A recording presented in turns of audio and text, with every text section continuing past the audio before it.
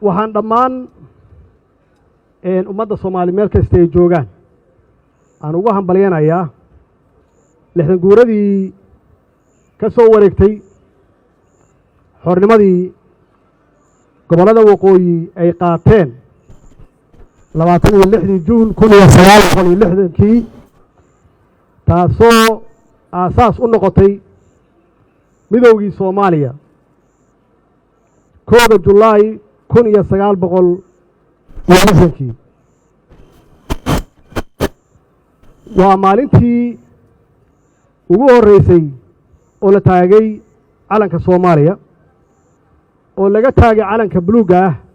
dhul Soomaaliyeed imaamkii tixdii gabayga ah uu noo tiriyay oo Cabdullaahi Suldaan Timcade uu tiriyay ee ku magacaabay kaana siid kana saar tixdii taariikhda gashay oo Cabdullaahi Suldaan Timcade uu ka jeediyay beertii xorriyadda ee Hargeysa waa maalintii uu guuleystay halgankii dheeraa ee gobonimo doonka waa maalintii gobollada waqooyi ee dalkeenna ay xorooween waa maalintii horseeday midnimada iyo qaranimada ummadda Soomaaliyeed maanta aan ku naaloonayno waxaan aad iyo aad ugu faraxsanahay xuska iyo weynaynta taariikhdaas qiimaha weyn noo wada leh ee eebbe na halalsiiyey oo tusay inaan sidaan quruxda badan aan ugu maamusno waxaan runtii qorsheynaynay intaan in ka badan inaan gelinno oo guddi aan u saarno 60 guurada sanadkii la soo dhaafay oo aan qorsheynaynay runtii shaqo aad u far badan inaan qabanno oo 60 guuradan ay ka weynaato kuwii hore bacdama aan 60 jirsanay laakiin nasiib darro waxa caqabad badan ugu noqday COVID-19 oo socodkii adduunka oo dhan yareeyay annaga dhexdeena xitaa socodkii yareeyay wax badan aan qaban lahayn runtii na hor istaagay laakiin waxaan qorsheynaynay inaan aad iyo aad u weynayno sidaad arkaysaan caawa xitaa buloleerkii la samayn jiray waa naga soo gaari waayey waxaan dareensanahay qiimaha weyn ee madax bannaanida iyo yagleelidda qarannimada ummadda Soomaaliyeed ay ugu fadhido waxaa la soo maray halgan dheer naf iyo maalba lagu bixiyey waxaa mahad ilaahay ah oo mahad iska leh halgamayaashii dadkii runtii ilaahay ku aadiyey inay fahmeen waxa kaliya oo gobonnimo lagu heli karo iyo midnimo lagu heli karo inay tahay in laga guuro ama laga tago qabiilka iyo qabyaaladda waxaa kaloo mahad iska leh halyeeyadii u soo halgamay ama soo dagaalamay oo u huray naftoodii iyo dhiiggoodii dhaxal wanaagsanna nooga tegey oo aan haynaa hadda halgankii xornimadoonka ee ka socday dhammaan dhulka soomaalida waxaa kaalin weyn ka qaatay dhalinyarada soomaaliyeed hadday yihiin koonfur iyo waqooyiba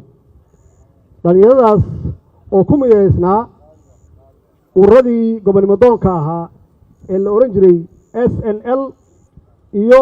SYL waxaa xusid mudan kaalintii SNL ay ku lahayd halgankii gobonnimodoonka iyo xoreynta gobollada waqooyi oo la mid ah doorkii ay SYL ku lahayd xornimada gobollada koonfureed labadaas urur waxay lahaayeen xiriir adag waxay ku midaysnaayeen hal hadaf oo ah midnimo oo ah xorriyad in la helo saas darteed waa inaan mar walba aan muujinno doorkii SNL ay ku lahayd sidaan u muujinno tan doorkii ay ku lahayd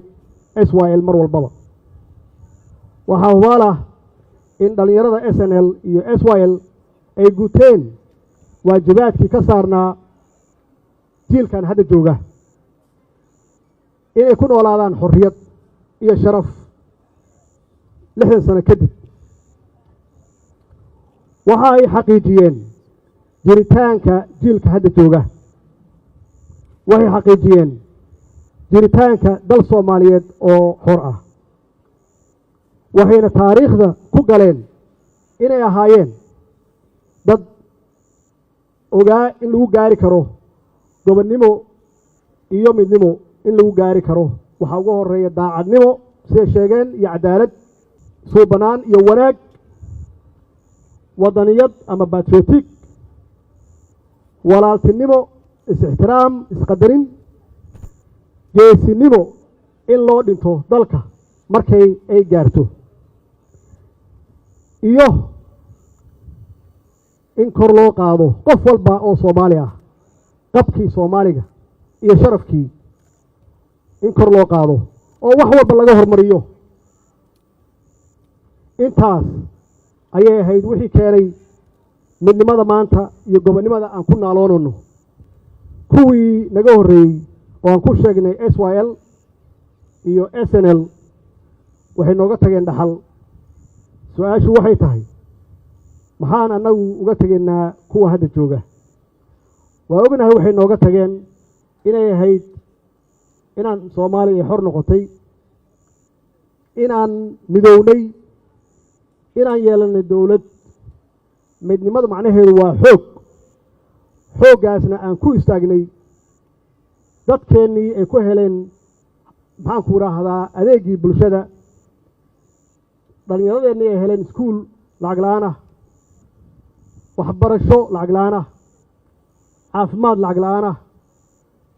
in la dhiso amnigii iyo dowladnimadeennii iyo ciidankeenni la dhiso kadibna markii annaga hawsheennii dhexdeenna aan dhammaynay aan u tallaabnay inaan Afrika wax ka xoreyno oo cidda naga liidata aan kaalmeyno aan gargaarno maanta marka adduunka aad aado cid walba kula hadasha waxay soo xasuustaan Soomaalidii hore iyo siday ahaayeen iyo sidaan Afrika u caawinay iyo marba ku sheegaan iyo sidii aan garab u siinay qolooyinkii markaas dowladihii aan gobonnimada gaarin waxaasoo dhan waxaan ku gaarnay waxay ahayd midnimo waxay keentaa dowlad wanaag midnimo waxay keentaa bulshadaada inay ka xaqabeelaan adeegooda iyo wixii dowlad laga rabay annaga hadda xagee yaan u soconnaa marka sida la sheego 60 sano jirnaa 30 sano waa wada joognay meel fiican bay wax noo maraayeen inkastoo dhaliilo ay jireen laakiin dalku waa haystay dalku mid buu ahaa ummadeenu waxay la tartamaysaa caalamka intiisa kale ma jirin kala qoqob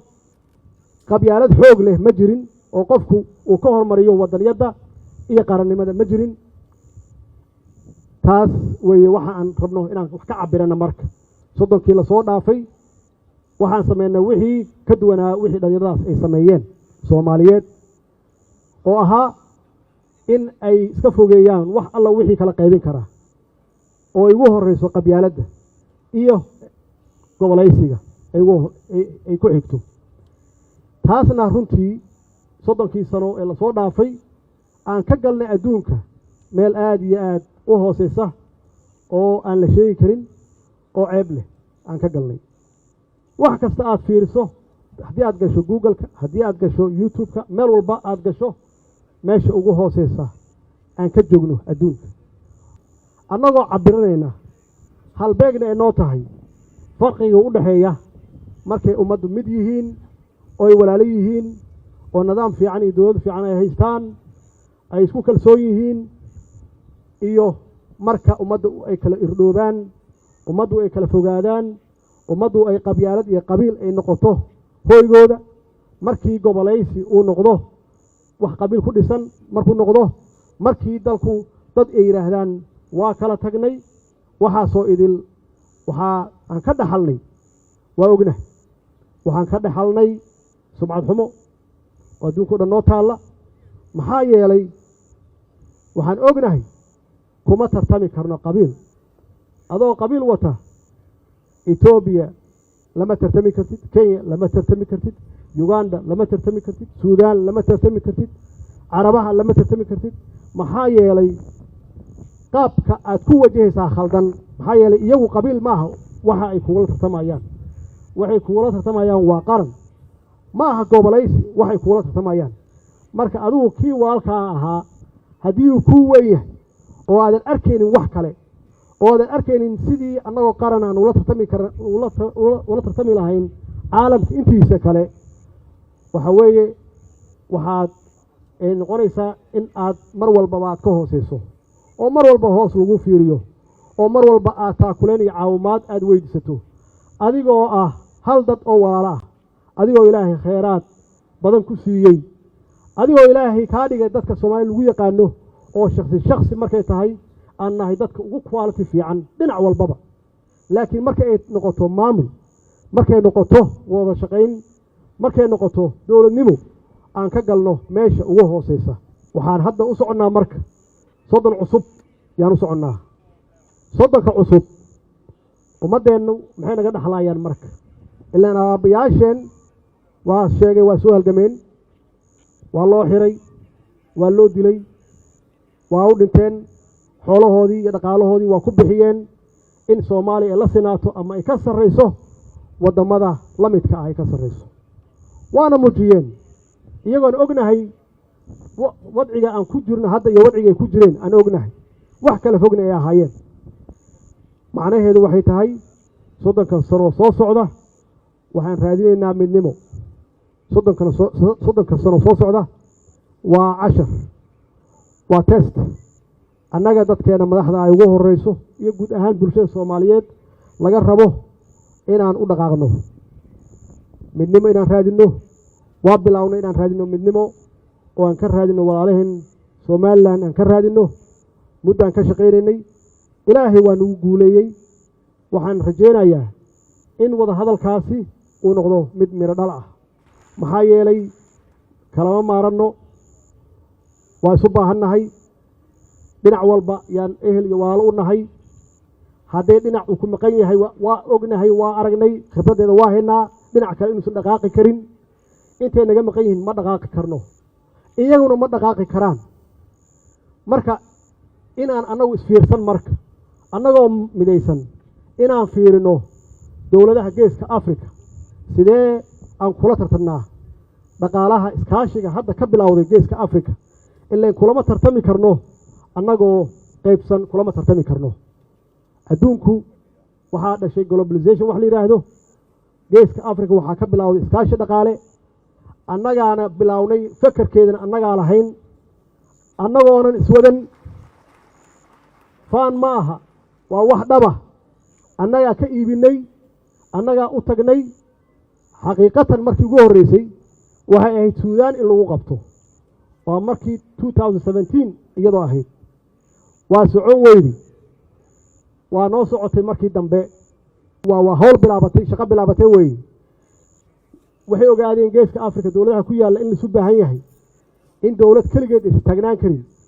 waxay ogaadeen colaaddii iyo dhibaatadii ka jirtay inaan la wadi karin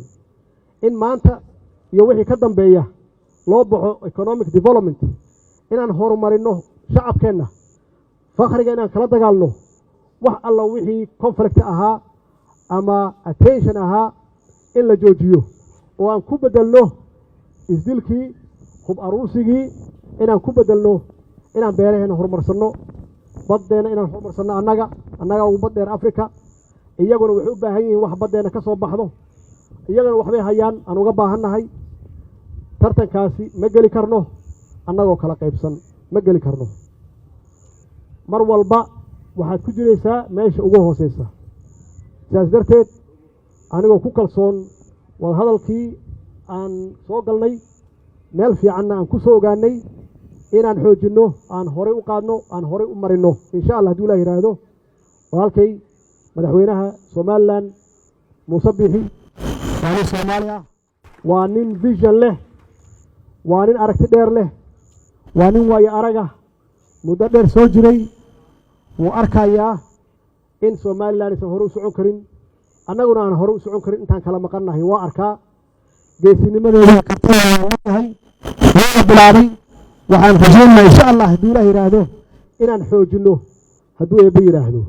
waxaan ka shaqeynay dowlad wanaag oo ah marka la raadinayo midnimo inaad adiga aad ka shaqayso dowlad wanaagna waxaad ku heli kartaa xasilooni siyaasadeed waana muujinnay in aan helnay xasilooni siyaasadeed oo waa iska dhici kartaa siyaasaddu waxay leedahay muran iyo kale fakr duwanaashay leedahay waxyaabahan dhacaya dhib ma laha waxa weeye waa exercise oo dimuqraadiyad ah weeye ma aha kala tag iyo kala fogaansho ma aha waad aragtaan mar walbaba ay waxaan dhacaan waxay ku dambaysaa in laisu soo noqdo oo caqliga shaqeeyo oo laga shaqeeyo danta guud waxaan yararka ah waa laga gudbayaa waana ku soo jirnay laakiin marna annagu ma gaarin level ah inaan wax ku duminno in dowlad meesha laga saaro ma gaarin in dowlad cusub maalin walba la dhiso ma gaarin waa taas weytan xasilooni darrada ah waana ku guulaysanay waxyaabaha aan noo qabsoomayna waxaa qayb ka ah arrintaasaa qayb ka ah